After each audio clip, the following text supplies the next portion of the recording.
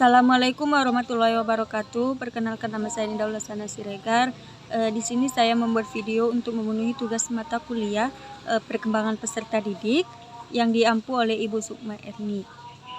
Yaitu yang materi yang akan saya bacakan yaitu adalah perkembangan moralitas anak menurut Colbert.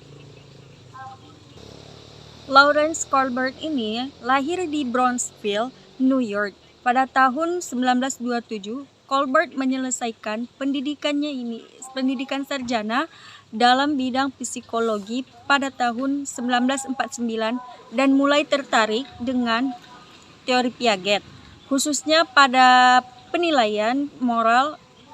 Teori perkembangan moral Colbert terinspirasi dari hasil kerja psikologi Swiss, yaitu Jean Piaget pada tahun 1896 sampai 1980, yaitu tentang perkembangan moral kognitif. Selain Piaget, pemikiran Colbert melalui beberapa tahap yang syaratnya dipengaruhi oleh John Dewey, Baldwin, dan Emile Durkheim.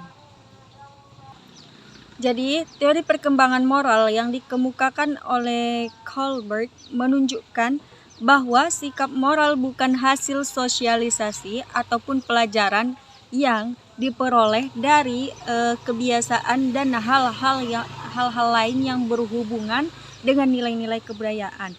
Tahap-tahap perkembangan moral ini terjadi dari aktivitas spontan pada anak-anak. Colbert mengutarakan bahwa konsep moralitas ini lebih merupakan konsep yang sangat etis daripada sekedar konsep tingkah laku. Jadi ada beberapa tingkatan, yaitu tingkatan yang pertama penalaran prakonvensional, yaitu penalaran prakonvensional adalah tingkat yang paling rendah dalam teori perkembangan moral menurut Colbert, di mana anak belum menunjukkan nilai moralitas, namun masih dikendalikan oleh imbalan ataupun hadiah dan hukuman. Tahap ini mulai terlihat pada anak usia 6 tahun. Dan ada dua tahap dalam tahap pertama itu. Yang tahap pertama ini adalah orientasi patuh dan takut akan hukuman. Dalam tahap pertama, tingkat ini anak berorientasi pada kepatuhan dan hukuman dan moralitas suatu tindakan dinilai atas dasar akibat fisiknya. Anak menganggap bahwa perbuatannya baik apabila ia memperoleh ganjaran ataupun tidak mendapat hukuman. Oleh karenanya, tingkah laku anak diarahkan untuk mendapatkan ganjaran tersebut dan menghindarkan larangan-larangan yang akan memberinya hukuman. Dan yang tahap kedua itu orientasi naif atau egois. Pada tahap ini, seseorang menghubungkan apa yang baik dengan kepentingan, minat dan kebutuhan dirinya sendiri, serta ia mengetahui dan membiarkan orang lain melakukan hal yang sama. Seseorang menganggap yang benar apabila kedua belah pihak mendapatkan perlakuan yang sama, yaitu yang memberikan kebutuhan sendiri dari orang lain semacam moralitas ataupun jual beli. Yaitu tingkatan yang kedua, penalaran konvensional. Ini merupakan suatu tahapan menengah dalam teori Colbert, di mana anak dengan senang hati mengikuti aturan yang berlaku di antara teman-temannya, namun tidak mau menurut aturan orang tuanya. Biasanya terjadi pada anak usia 9 tahun. Nah, adapun tahap yang ketiga itu adalah orientasi anak yang baik. Dalam tahapan ini, moralitas anak yang baik, anak yang menyesuaikan diri dengan peraturan untuk mendapatkan persetujuan orang lain dan untuk mempertahankan hubungan baik dengan mereka agar disebut sebagai anak yang baik. Individu berusaha agar ia dapat dipercaya oleh kelompok, bertingkah laku sesuai dengan tuntutan kelompok, dan berusaha memenuhi harapan-harapan kelompok. Jadi, pada tahap ini, individu telah menyadari nilai dalam suatu kelompok.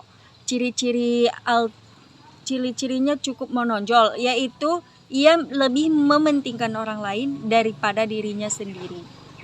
Kemampuan empati membuat individu pada tahap ini mulai meninggalkan prinsip timbal balik. Sifat egois telah ditransformasikan kepada pencarian persetujuan. Nah, tahap yang selanjutnya itu adalah moralitas, pelestarian, otoritas, dan aturan sosial. Dalam tahap keempat ini, kebenaran diartikan sebagai menjunjung tinggi hukuman yang disetujui bersama. Individu yakin bahwa apabila kelompok sosial menerima peraturan yang sesuai bagi seluruh anggota kelompok, maka mereka harus berbuat sesuai dengan peraturan itu agar terhindar dari kecaman dan ketidaksetujuan sosial. Pada tahap ini, orientasi sebagai orang yang loyal, baik hati, memenuhi harapan orang-orang ataupun kelompok berganti dengan orientasi memelihara, mempertahankan sistem sosial, orientasi melaksanakan kewajiban dengan baik dan menghilangkan ego yang masih ada pada tahap ketiga penalaran moral. Dapat disimpulkan bahwa ciri utama tahap ini adalah menggantikan loyalitas kepada orang lain, kelompok ataupun masyarakat kepada loyalitas hukum. Tingkatan yang terakhir adalah penalaran pasca konvensional, yaitu perkembangan penalaran tahap terakhir ini dimulai pada usia anak 12 tahun. Pada tahapan ini anak mulai mengerti apa itu moralitas, sehingga penilaian dilakukan atas dasar penilaian sendiri dan dia memutuskan atas pertimbangannya sendiri. Nah, di sini ada beberapa tahap, yaitu tahap yang kelima, moralitas, kontra, sosial, dan hak-hak individu.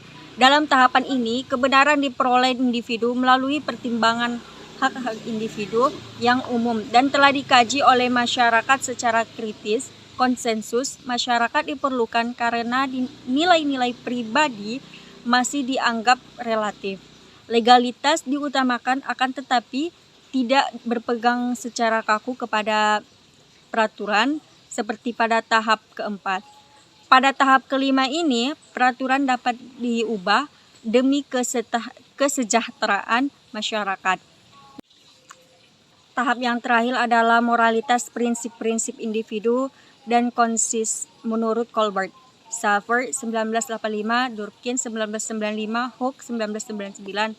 Tingkat prakonvensional ialah tingkat kebanyakan anak di bawah usia 10 tahun. Tingkat konvensional ialah tingkat kebanyakan remaja dan orang dewasa. Tingkat pasca konvensional ialah tingkat yang dicapai oleh sejumlah minoritas orang dewasa dan biasanya dicapai setelah usia 24 tahun.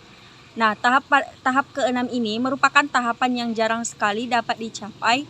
Dalam tahapan ke-6 ini, kebenaran didasari oleh kata hati sendiri yang mengandung konsistensi, pemahaman yang logis, dan prinsip universal seperti keadilan, persamaan hak-hak asasi manusia, dan penghormatan terhadap martabat manusia. Dengan mengikuti prinsip etika yang dipilih sendiri oleh individu ini, apabila hukum melanggar prinsip-prinsip, maka individu akan bertindak dengan berpegang pada prinsip-prinsip tersebut. Jadi, pernyataan inilah yang mengunggah Lawrence Colbert, psikologi lulusan Universitas Chicago, di mana dia terinspirasi oleh teori Jean Piaget yang menjelaskan bagaimana anak-anak mengembangkan penalaran moral.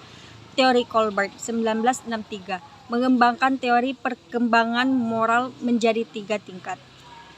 Nah, jadi pada dasarnya Colbert menyampaikan bahwa proses penalaran moral akan terus berkelanjutan dan berkembang selama hidup manusia.